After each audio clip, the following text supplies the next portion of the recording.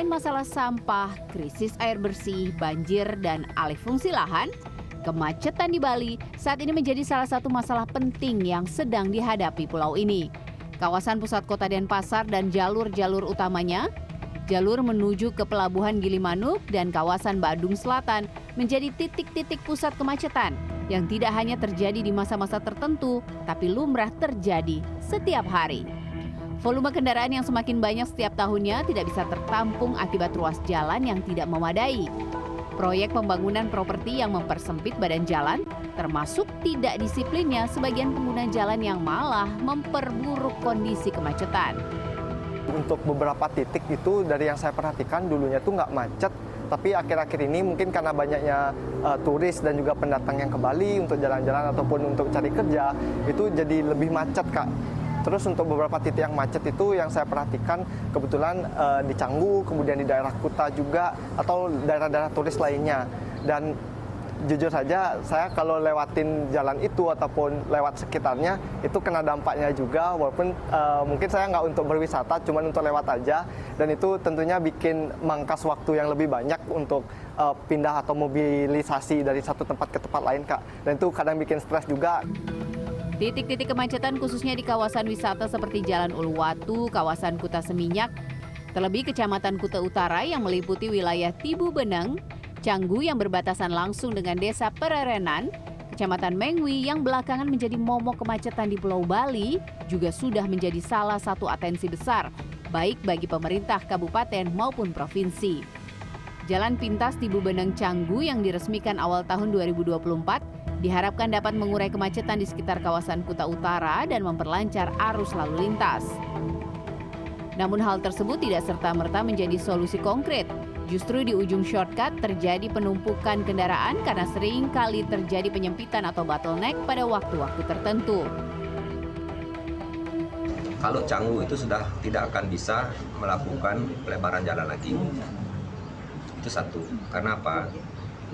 Dari saya menjabat itu kan hanya baru satu saya bisa menyelesaikan shortcut-nya, dan itu pun tidak bisa secara optimal karena badan jalan sudah seperti itu dan tidak mungkin kita melebarkan karena mohon maaf ini ada tempat beribadah umat Hindu. Nah, Raja Laut harus sudah dicanangkan untuk dilakukan sehingga masyarakat yang ke Canggu yang dari Bandara Ngurah Rai ini mereka akan langsung ke Canggu, tidak lagi ke jalan darat.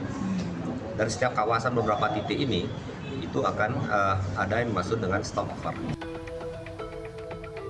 Pemerintah sendiri menganggarkan 1,21 triliun rupiah untuk rencana pembangunan proyek transportasi laut berupa water taxi di beberapa bagian perairan Provinsi Bali dan diharapkan sudah masuk proses konstruksi pada bulan Agustus 2026.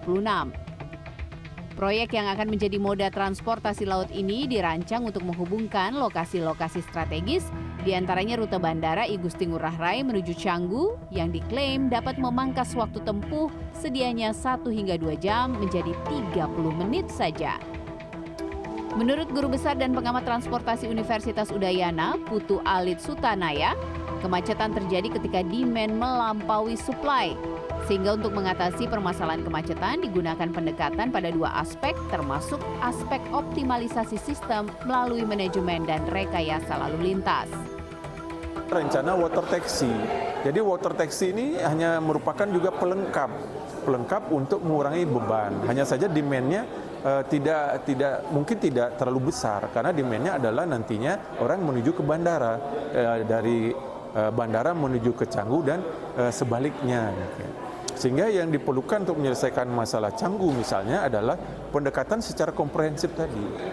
Nah, kondisi idealnya juga ketika kita sudah mengetahui bahwa Canggu di sini kapasitas jaringannya sudah terlampaui, maka idealnya pada kondisi saat ini ditahan dulu pembangunan yang ada. Jadi jangan sampai pembangunan terjadi terus-menerus, tapi infrastruktur belum mampu untuk disediakan. Ketika masalah kemacetan, khususnya di satu kawasan pariwisata tidak bisa diatasi dengan baik, maka akan ada pemikiran dan pilihan alternatif baru untuk berpindah ke wilayah lain yang masih cukup lengang. Seperti pada kasus mulai berkurangnya keinginan turis untuk mengunjungi Kuta dan memilih untuk tinggal dan beraktivitas di kawasan Canggu Berawa dan sekitarnya. Kartika Widowati, Badung, Bali.